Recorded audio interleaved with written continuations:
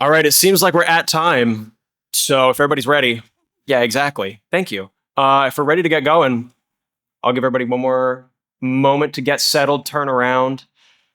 Feel free to take some notes, but at the end, there is going to be a QR code link to this entire presentation made public. So I'm going to throw like 30 different links at you.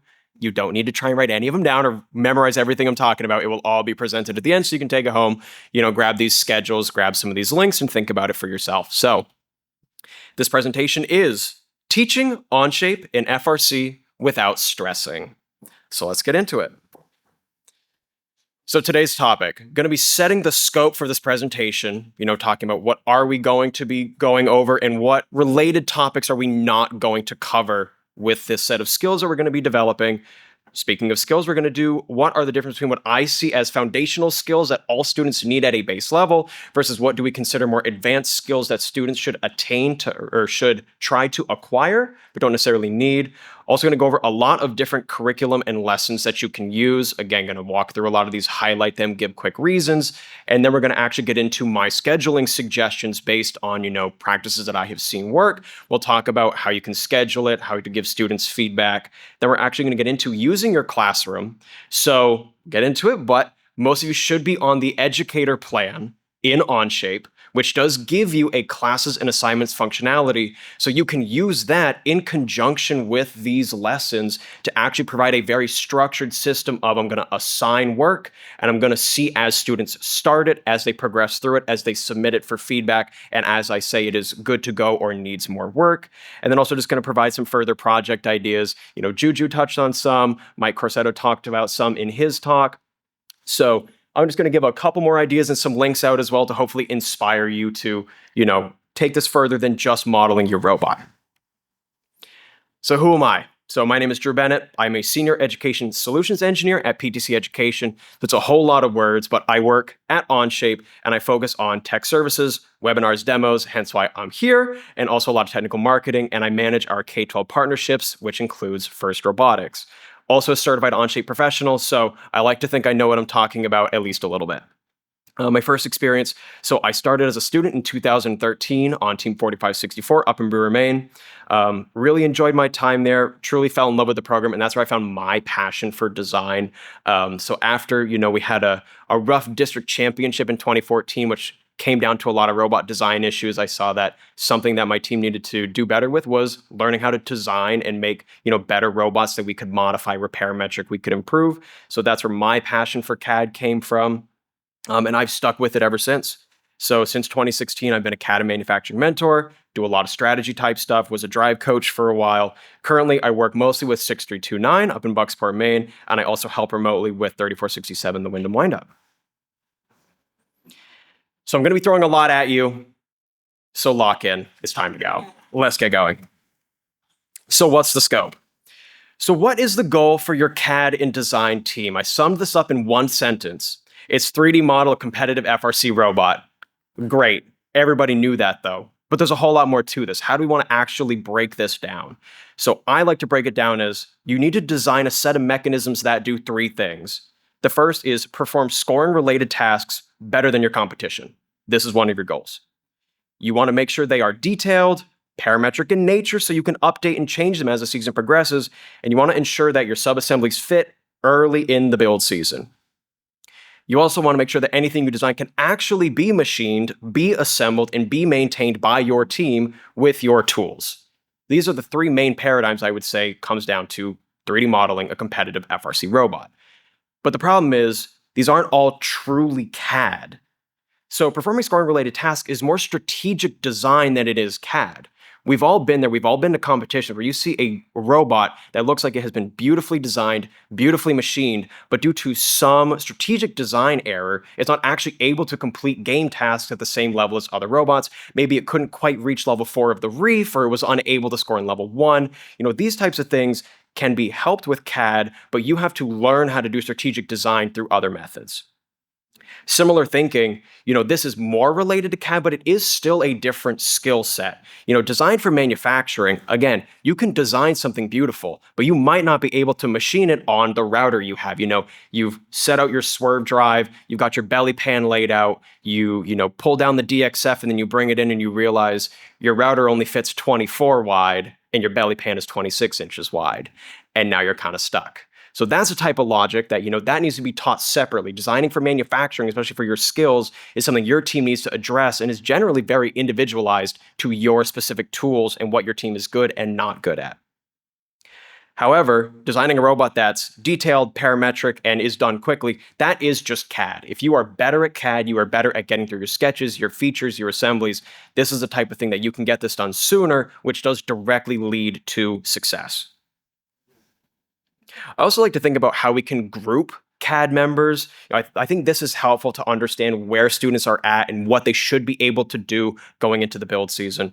If you have somebody that's like a new member, they're new to CAD, and they don't even really understand the base level concepts, they're going to struggle with, well, what's a constraint? What do you mean coincident versus concentric? A beginner might understand those things. They've probably been in a CAD class, or maybe they did a little bit of this before. They've, been a duckling for somebody and they've seen this before. Then you get into proficient users, and this would be the goal for like most of our students to be at by the time January 10th rolls around and we're kicking the season off. We want them to have a strong CAD understanding. They're able to mostly make a mechanism on their own with some guidance, and they've got some advanced skills but still need guidance. Then there's, of course, your CAD leads who can just make a beautiful robot all on their own because, they understand basically all aspects. They've got the strategic design. They've got the design for manufacturing. They've got the ability to, delegate tasks while also working on their own tasks. So that's the ultimate goal. Not every student is going to get to that point, but there are ways to get everybody there. So the objectives for this presentation, what we're aiming to do is highlight resources that can get students from new members and beginners to being proficient users and CAD leads. So we're going to talk about establishing those foundational skills, the main things you need to succeed with CAD. And then we're going to talk about how you can build into those advanced skills. So we're going to highlight a ton of resources, show some example schedules, and discuss extra practice opportunities. What we will not do is figure out a solution that works for everybody. Some teams are probably in the midst of their training right now. Other teams won't start maybe until mid-September because they're dictated by the school year. So I'm going to try and give some examples, but you're going to have to work to fit these for your team. Also, not really get into strategic design. I think there are better presentations for that honestly do like a retrospective of FIRST history to talk about what is the best way to intake, what is the best way to launch a game object. That is a separate but related talk. Not going to get too much into design for manufacturing. And also, we can't ensure you build that Einstein caliber robot next year. Would be great, but that's tough. So skills, foundational and advanced. How do I break this down? And this might be debatable, but I think there's some good logic here. So what do I define as a foundational skill? So it's the most fundamental set of skills for CAD modeling. You need these as part of any advanced modeling technique. These are basically unskippable things you have to know how to do. And what's nice about them is these are the skills that do directly transition between CAD systems. So, you might be learning with Onshape, but if you go to, industry and you're using Creo, you're using SolidWorks, you're using NX, this type of thinking, these skills, this transfers, this is what you really want to nail down with your students so that no matter where they go, they're able to succeed. So once you have all these, I would say you're probably at a beginner level and you're starting to get a little dangerous. And I personally identify 6. So the first one, I think this one gets skipped over heavily. It's just navigation.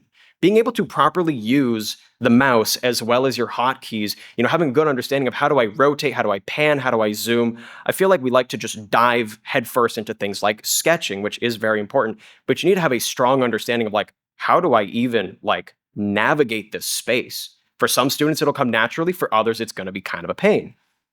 Of course, I already talked about it, but sketching and constraints. So every custom part you make needs some sort of sketch. And as part of this, I do think constraints, so for those of you that know sketch constraints, it's not the easiest thing to learn, and frankly, there's not a lot of materials around it. So being able to master that is going to set you up significantly more for success and able to make better parametric robots. You can, again, update as the season goes on. And of course, feature creation, this one's pretty expected. You have to know how to turn your 2D shape into a 3D object so you can 3D print it. You can put it on a router. You can send it off to be laser cut, any of that. Also, other foundational skills include assembly and mates. You've got to know how to take any part you design, take a part you grab from online, and combine them together. Good mating strategies will save you hours, if not days, over the course of a build season. Same with organization. This one usually starts strong and then degrades as the season goes on.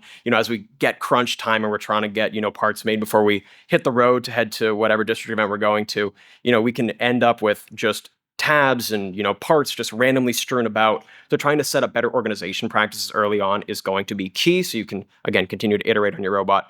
And then this one is not really as transferable to other CAD systems, but it is so fundamental to why Onshape works for FRC, and that's library usage. So whether that's the MKCAD library or the newly announced FRC Design Lib, which if you don't know what that is, I would highly recommend just looking it up on Chief Delphi because that's going to be coming out probably within the next couple months.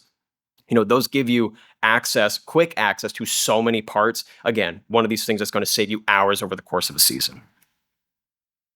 And then what would be advanced skills? So I would say many of these are niche or very FRC specific. And of course, you can see I've got a bunch of the feature script logos there. So, knowing how to use tube converter, very helpful for robots, not necessarily helpful when you're getting out into the real world. So they're not necessary for basic parts, but do save massive time across a season. And also, again, heavily dictated by your team's skill set, tools, processes, whatever you deem to be important.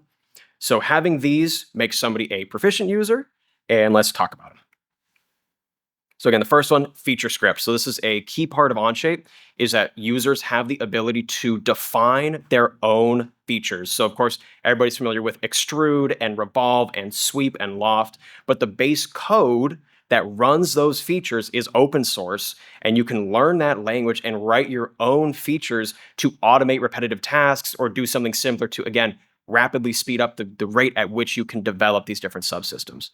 Top-down design, I've given talks on this before. Top-down design is just a fundamental design strategy that most teams should be aiming to use, just because it ensures that once you get to that final, sub-assembly fit stage, you're not finding that your elevator is now taking up the exact same space as your battery, which is also in the spot where your intake motor is. I put drawings as an advanced skill. This is the one I debated on whether it's foundational or advanced. And that's because there are teams that do a lot of manual manufacturing and they need to know how to make drawings. But there are other teams that do a lot of just 3D printing, laser cutting, router work, mill work, where the number of drawings you're going to make is very, very minimal unless it is a direct skill you want to teach. So that one definitely comes down to your team specifically. Others, of course, is sub-assembly management. So that gets into when I want to combine into the top-level robot, how do I do that effectively and quickly? Collaboration versions and history. This is pretty specific to Onshape, the fact that we have that Git-style branching, merging versions and history management. You don't need to know how to do it to make a simple part, but it's going to make it significantly easier when you want to look back in time and see how you made a part in the past or what it looked like before you went to your first district event versus, now going into the district championship. And then, of course, any team-specific workflows. I know looking around this room, I know there's a ton of teams here that are already designing their robots in Onshape and have for years. So you probably have figured out things that work for you. So, those are the type of things that you're going to have to figure out how you want to teach those to your students, make sure they effectively learn it and can implement it during the build season. All right, so I talked about a whole bunch of different things, and the curriculum and lessons that I'm going to present now start to address both those foundational skills as well as some of those advanced skills. So, of course, it's been brought up before, but I would be remiss if I did not start off by talking about frcdesign.org. So this website basically could be the whole presentation. It is that thorough. There is so much going on there, and it is very much worth everybody's time to look at. But of course, that can't fill a 50-minute talk, so I'm going to be elaborating on that and showing how you can actually use it. But there's so many things to highlight here. So the learning course, this is the main one, and this is a self-paced set of courses that are extremely detailed with tons of pictures and text and helpful notes that can walk, even the most inexperienced students through how do I make, a basic piece of box tube with a gusset on it, all the way up to how do I make a simple flywheel shooter. CAD best practices, these are great to look at if you're looking to improve how your team does things like top-down design or manages and labels things. These CAD best practices are huge. And the other resources, just a great list of other things that everybody should know about, such as your feature scripts, and other time-saving techniques. So should be featured heavily in any training you do. You can try and recreate this, but don't recreate the wheel. Honestly, just use it as it is and figure out how you can build it into your trainings. So I've already talked about this a little bit, but the design learning course itself is broken into these different stages. So you can see you have something like a stage with your different letters, and each of these then goes down into multiple different steps. It is extremely FRC focused, and I bring this up because I want to contrast this with the Onshape Learning Center, which I'm going to be talking about next. The Onshape Learning Center is significantly more broad and does apply to, both an educational and commercial audience, where FRCdesign.org is explicitly made for this one purpose. So it's going to teach your students great skills of how to make an FRC robot, but we don't want students to just know how to make one thing. We need to make sure that when they get into industry, they can make any number of different products or items or different 3D printed things they may want. So definitely check this out. And I'm going to talk about, again, how to schedule that a little bit later on. Then the Onshape Learning Centers. This is, again, the one that I just talked about. This is more broad because it is actually managed by Onshape. So we update this every couple weeks as new features get released into the product every 3 weeks. The Onshape Learning Center keeps pace to match that and ensure that, there's always some type of learning material surrounding all the newest material that's going on. So the 4 sections we care about most in the Learning Center, it was originally 3, and then I added a 4th one because we actually added some new materials late last night that I think are relevant. So that's why lessons is on there now. But yeah, so it's learning pathways, courses, curriculum, and lessons. And I'm going to highlight some from each of these. So looking at the learning pathways.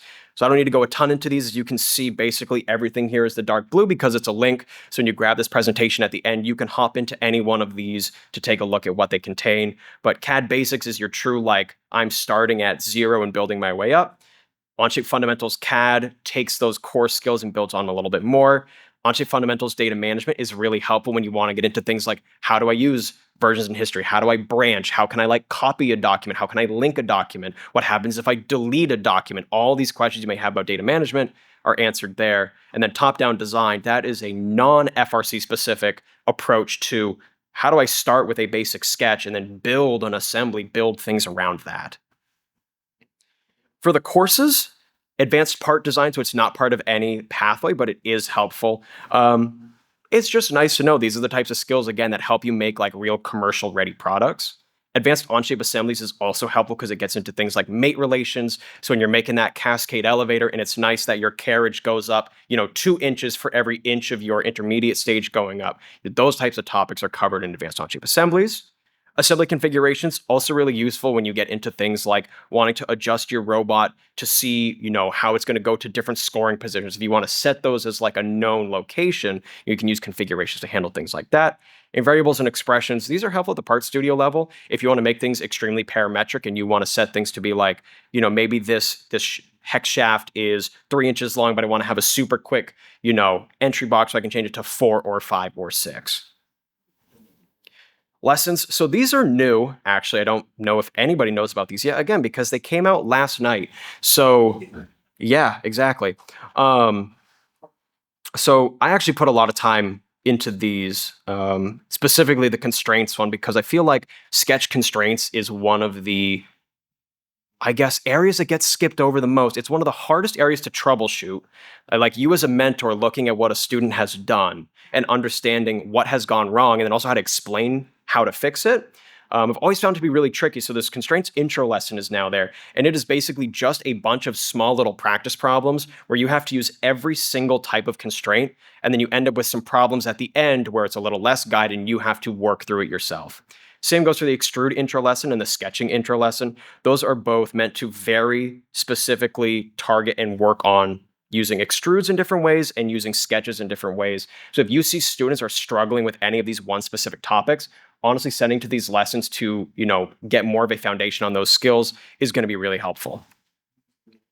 And then there's the CAD for Robotics Competitions curriculum. So we wrote this a little while ago, and a lot of it has generally been superseded by FRCdesign.org just based on how specific FRCdesign.org is.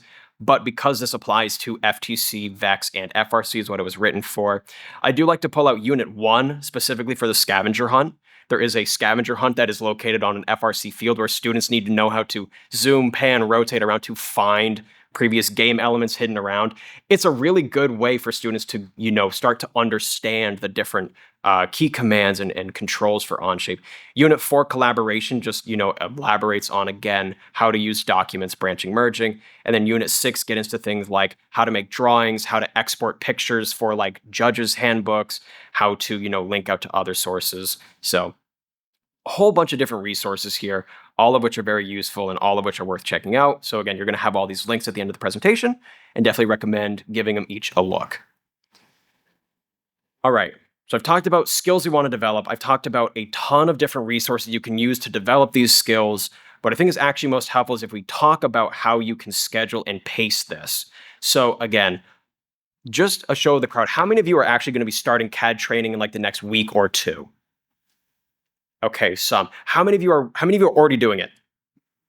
Okay, some. How many of you are waiting till the school year starts?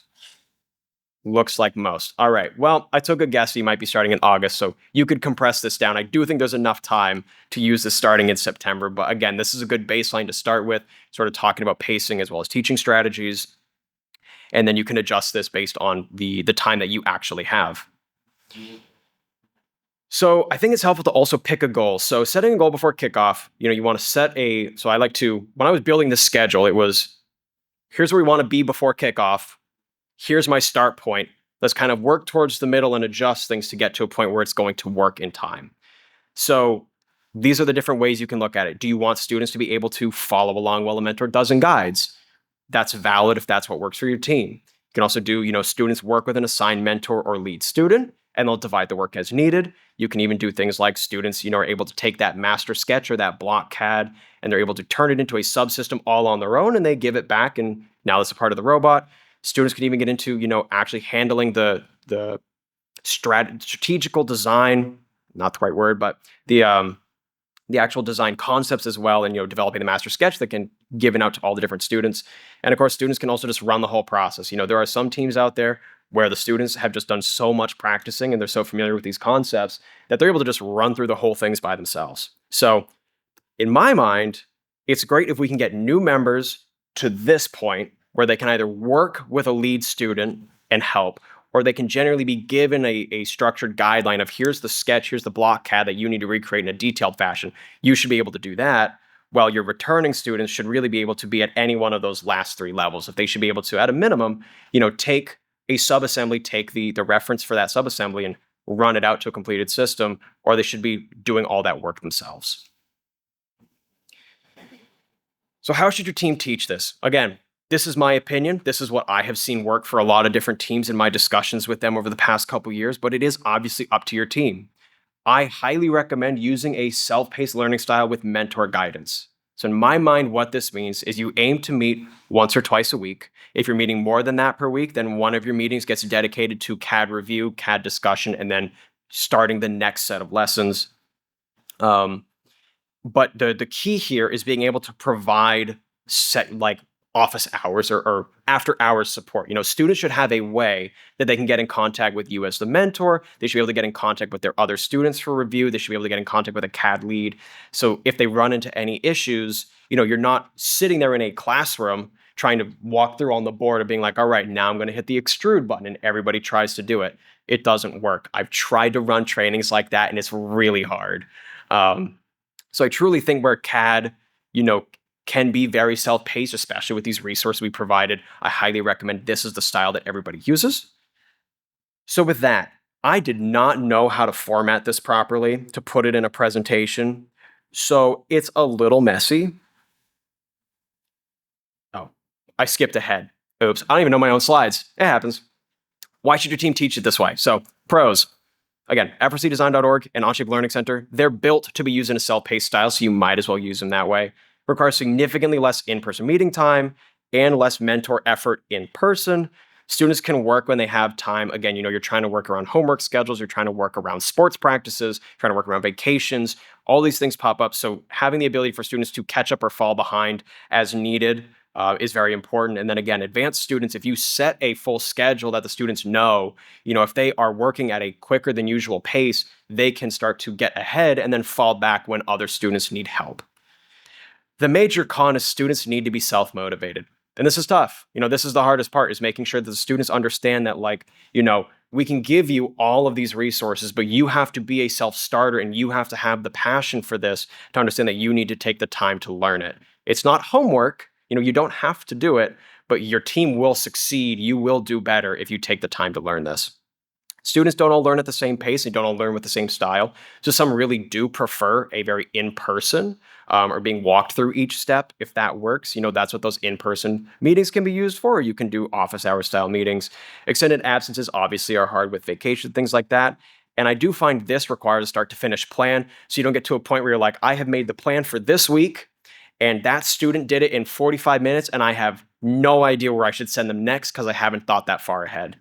Planning multiple weeks out so you have that buffer of a student is going really quickly. Let me give them another thing to do or another lesson that extends this concept. That's really important. Okay, now I think I'm getting into the mess. Oh yeah, let's go. So yeah, it's a lot. Couldn't really figure out how to fit like a calendar that was readable on a Google slide. So set up just some lesson pacing, and after building it out, it seems like this would take about 14 weeks, which there are more than 14 weeks between now and kickoff, which is great. And that's including like all your different breaks. So in theory, this aimed to provide about 1 to 3 hours of at-home work per week, while also allowing for one in-person meeting to do some like in-person setup, things you really want to be in person for, to like get students added to your classroom or, handle any specific questions. So I'm not going to go a ton into it because, again, I'm going to be providing the QR code. I'm also going to be posting this online later. So if you want to look at this schedule in depth, you'll be more than welcome to do so there. But for the first couple weeks, essentially, you're going to be starting on making sure that everybody is in the same Onshape working space. You're going to do an in-person scavenger hunt. I think this one is fun to do in person so you can like really help, ensure students understand the mouse controls in person. And then you still have to send them off to the Intro to CAD learning pathway. This one's really quick. Should take under like 2 hours. Then I set aside time in each one so you can discuss what was learned or answer any final questions. I find students, might be able to finish it, but they're going to come in with some question that they need answered and might want to answer in person. And then just using one of those extra practice lessons, and then, really starting in on the Onshape fundamentals, and then doing the first part of frcdesign.org, which is getting those required course tools, which is adding things like feature scripts, making sure you have the part libraries. Doing this required course tools essentially sets a student up that if it were to just become build season, they would have all the tools they need that are FRC specific, which again is your parts libraries and your feature scripts. Then from there, we just launch into a pace of essentially doing one stage of FRC design. And how I would teach this and what I've done, bits and pieces of here and there, is something like FRC Design.org Stage 1B focuses a lot on gearboxes, talks about using like a chain gearbox or a belt gearbox. So I think it's helpful if students are able to hold these components before they have to work with them just in a digital sense. So if you can set aside time to literally lay out each of these different things that are going to be covered in that week's FRC design, course, it's going to be able to cement better of like, it's not just a gear on a screen and they don't really have a sense of scale. Having a sense of scale of bearings, gears, belts, chains, all that is really going to allow these concepts to stick. Same goes for things once you get into FRC Design's Stage 1C. So this is actually where students go. I made this call out here. So at this point, after about 5 weeks, if you follow this pacing, they should be at the beginner level because they've established all 6 of those foundational skills. Every one of those has been addressed. Plus, they are starting to understand some of the top-down design techniques. So they should, at this point, be able to take a sketch given to them, and with some mentor assistance, they should be able to run through and create a subassembly, which is great. Anything beyond here is getting into more of your FRC specific mechanisms. So stage 1C, exercises 1 through 4 and 5 through 8, you're designing small things. Like, in 1 through 4, you're going to do like a small like intake roller. You might be doing another type of gearbox. You might be doing like a very simple extending mechanism, like part of an elevator. So I have these split up because they're a lot. And I frankly think doing all of these in 1 week would be kind of brutal. And again, then you get into this. So you go through stage 1. So after stage 1, you've done a lot of very small mechanisms. That I say you're proficient because you are now able to, in general, you're able to model all of the different core components of any FRC related subassembly. You're not going to be caught off guard by needing to make an intake roller with a couple bearings. You're going to be familiar with dead axle rollers, live axle rollers, using chain versus belt. So at this point, once you are here, you're probably pretty proficient. Anything past this point, you're doing significantly larger subassemblies. So for stage 2A, you're actually going to be making a flywheel shooter. For 2B, you're actually going to be making a dead axle pivot. So these are definitely a little bit longer. But again, by this point, students should have those foundational skills, enough of the advanced skills that they can still finish this in a couple hours every week. And then I have it wrapping up with a catathon. This is what I think is the best way to cap off, once you've done all these things, because up to this point, you're making a bunch of pieces. You're not truly making any one complete robot. So at this point, it's great if you can find a past game or a past catathon, give the students the rule book, and frankly, let them go crazy and see what they're able to think up and combine to make a full robot. So that was a lot, and we'll take questions on that near the end, but I'm gonna keep talking. Also get some water.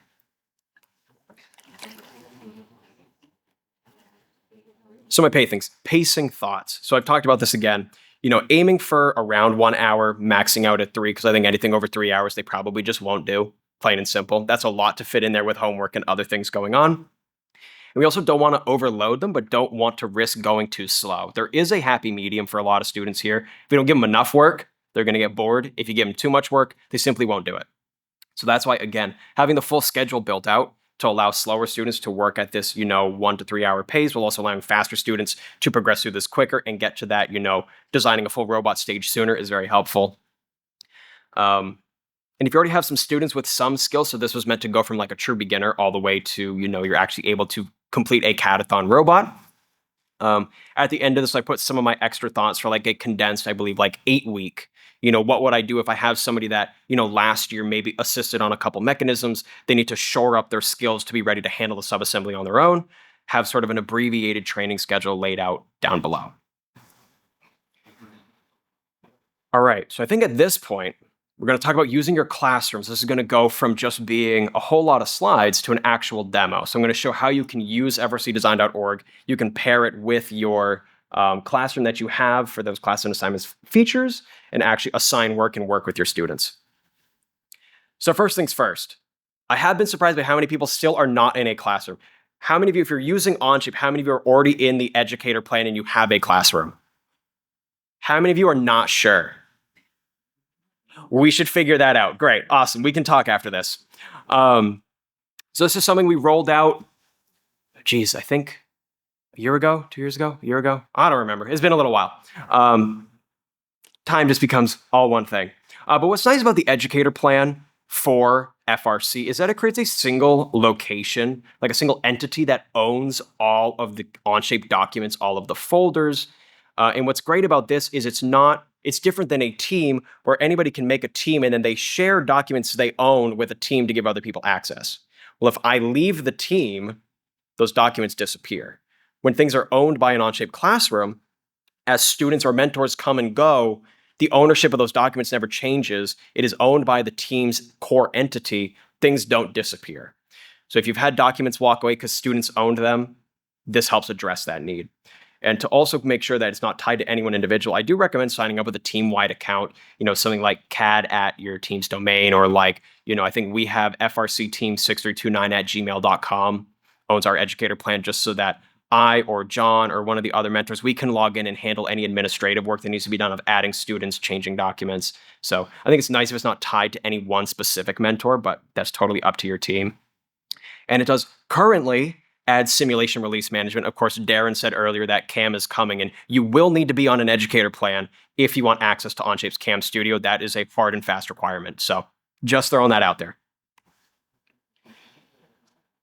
So using classes and assignments. So it is part of your educator plan. And what it allows you to do is group your students into a class. You can then assign assignments with a starting document, or you can allow them to submit any document as the submission for a given assignment. Allows you to keep your tabs on student progress and provide feedback as you go. So it just makes a very simple back and forth process. And of course, can be used in conjunction with pretty much all of these lessons that I pointed out up to this point. So let's do a demo. Let's see if I can get this to go. Beautiful. All right, so I am in my classroom, and so what you're going to see is when you log into Onshape and you have an educator plan, of course, you have your standard, recently opened, created by me, shared with me, owned by me, but you're going to have this entity up here, and this is your classroom. This is the entity that owns all of your Onshape documents, and you will also have a classes tab. You might not see this until you create a class, but classes are very easy to create. they're just under the create dropdown. But I'm going to go take a look at a class I've already created and show, what this training looks like. So you can see I've got FRC team number fall training right here. So when I open that up, I can see I've already assigned FRC design stage 1A, and I can see that 3 of my students have not started it, 2 are working on it, and 1 has already submitted. This is really nice. It makes it super easy for me to see, all right, at like a very top level, where am I at in progress? So, getting around to the next in-person meeting, have most people even started it? Are most people going to cram it in after midnight tonight? Where are we at on that pace? You can also see I set up another one as a draft, but I'll actually show how to actually do this full process. So after you've created a class, all you have to do is just set the name, and you will land on a page that looks like this, but it will be blank. And your first step is to add your members, and adding members is really easy. As you can see, we've got all kinds of these fake student accounts. These are pretty sweet.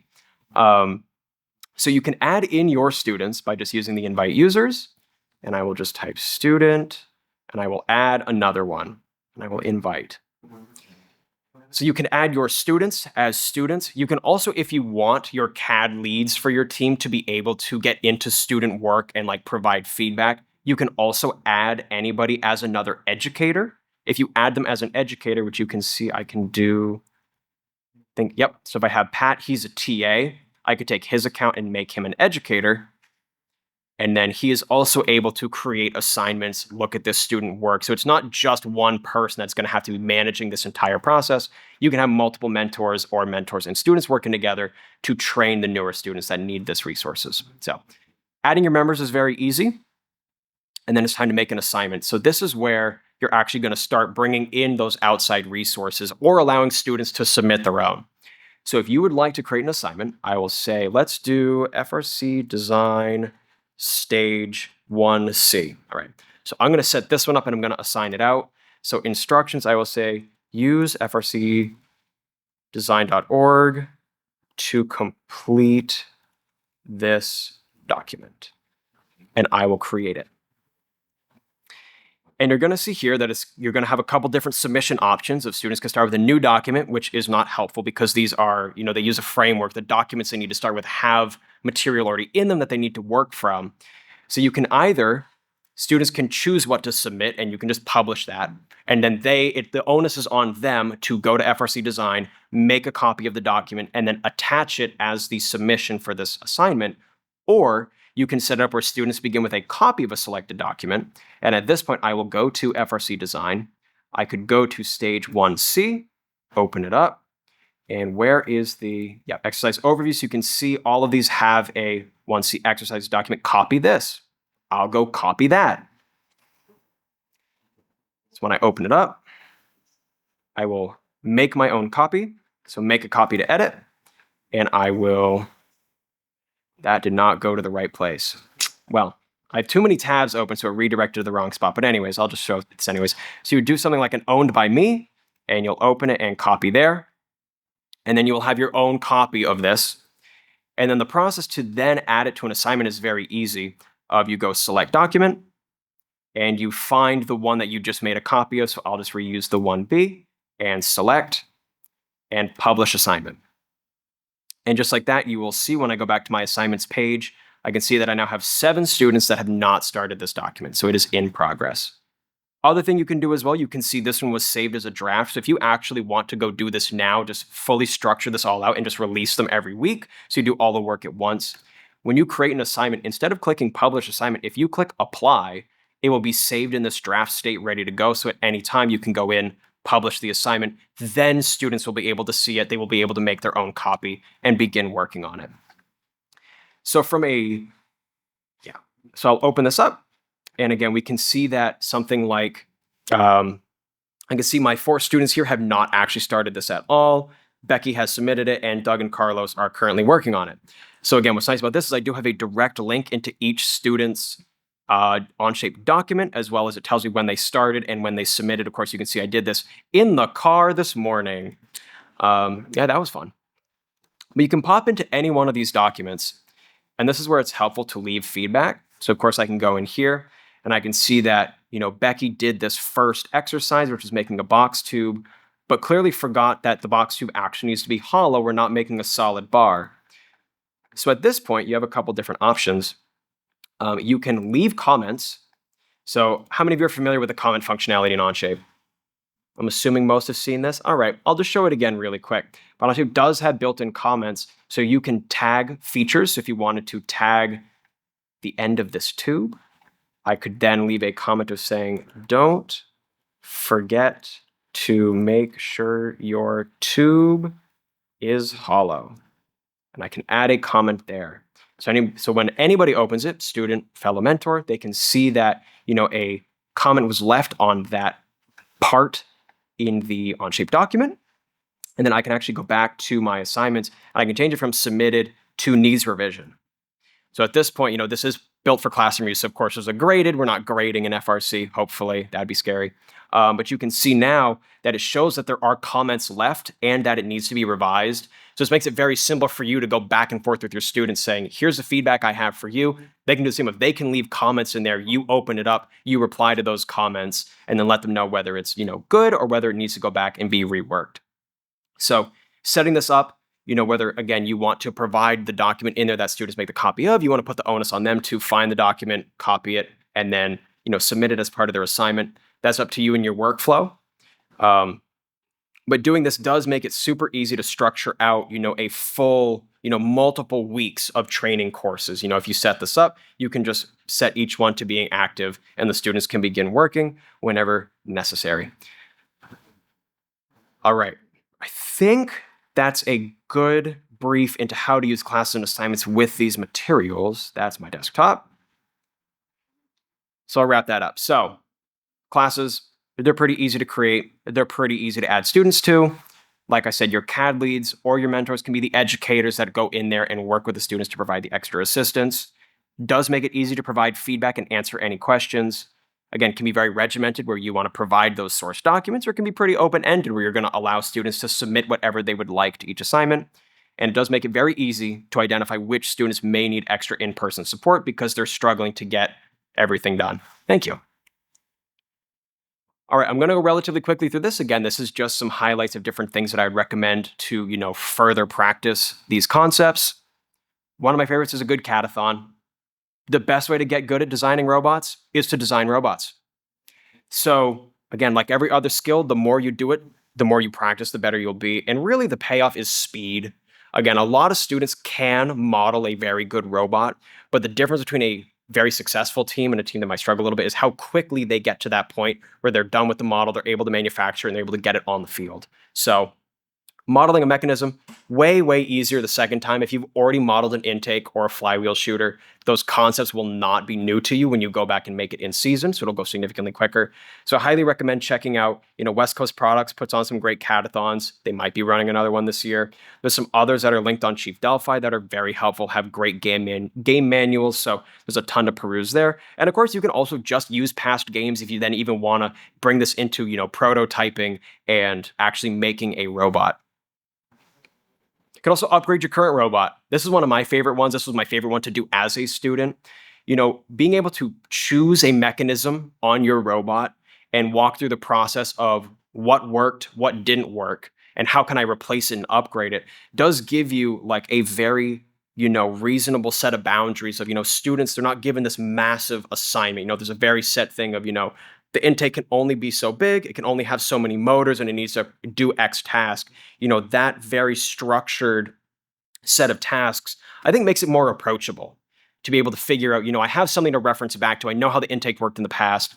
I know how I can adjust it to make it better for the future. And then, of course, actually improving your pit or shop. I think this is an underutilized one. I think, honestly, more teams need to spend time, and, Mike talked about this earlier, organizing.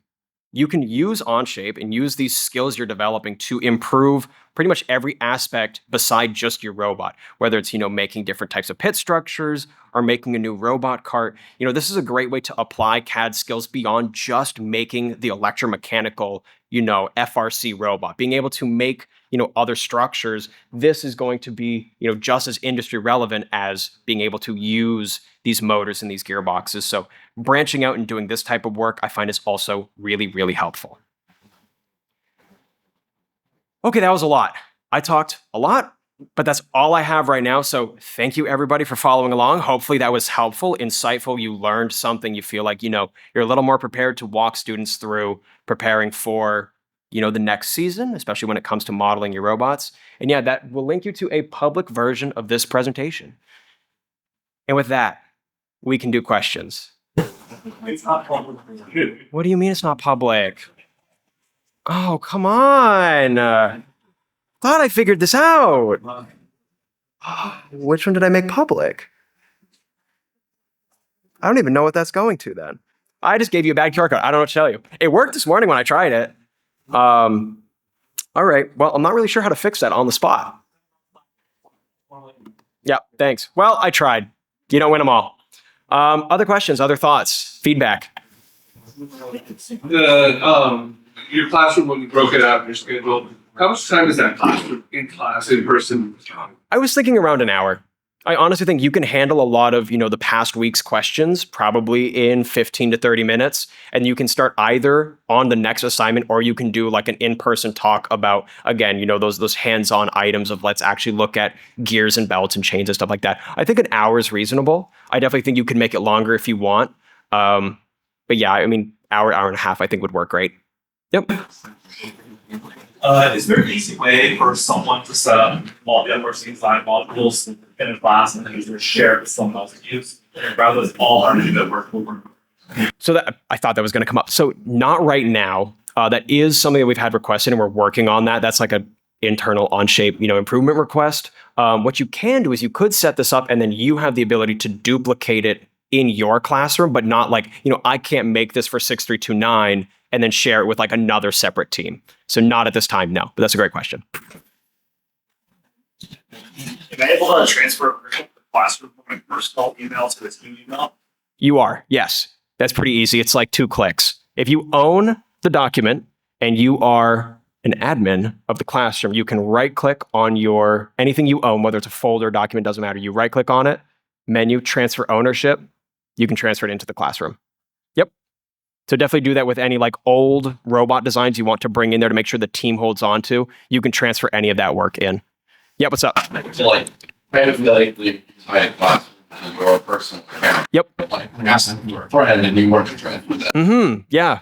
Can you transfer a password to another account? You cannot. You would have to submit a support ticket, which then probably goes to me, and then I can help you with that. Yeah, exactly. So answering for a friend, I might be that friend that can help you. Yeah, exactly. So yes, that is a problem that we can help you with. Yeah. Yep. Yep. Yeah, I'm not sure. I really should be in this session.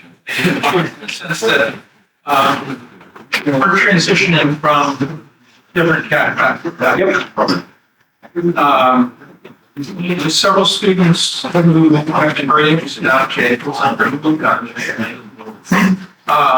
but we don't have, there's no teacher, right? Right? There's someone teacher. So we have a number of students, not a lot, maybe 3 or 4, of various categories of science schools. Some of them have actually, I think, over the summer and learned more about Onshape. So we're not in a position now, we're moving the team from Onshape to kind of that foundation. So, any hints on how to kind of transition the team, given that separation back. So you're saying that some students already have some skills, and you're looking to transfer a whole team? Skills and they're interested, but plus the enthusiasm and the skills. Yep. But they're not a mentor, which is that really can change the fact that we still see points here. So I think we're committed to moving, and we're trying to get this all done, of course, in a pretty quick set of time, and also teach them. Yeah. I honestly think at that point, it goes back to something I heard earlier today, is peer-to-peer. I think is your best option there. So, the students that have these skills, I honestly think can, so going back on that schedule, if students have spent their summer, and they're already at the point where they might be like borderline beginner to proficient, where, they've got like a good foundation, but might not have all the advanced skills, they probably can be the, person that is answering questions for these earlier lessons. they're going to be, very aware of all these core concepts that are bringing up in the first couple weeks. And really, truly, FRC design as it is so well written and explained that I think it can pretty much walk through. The reason it was written is so that teams that don't have a mentor can figure it out.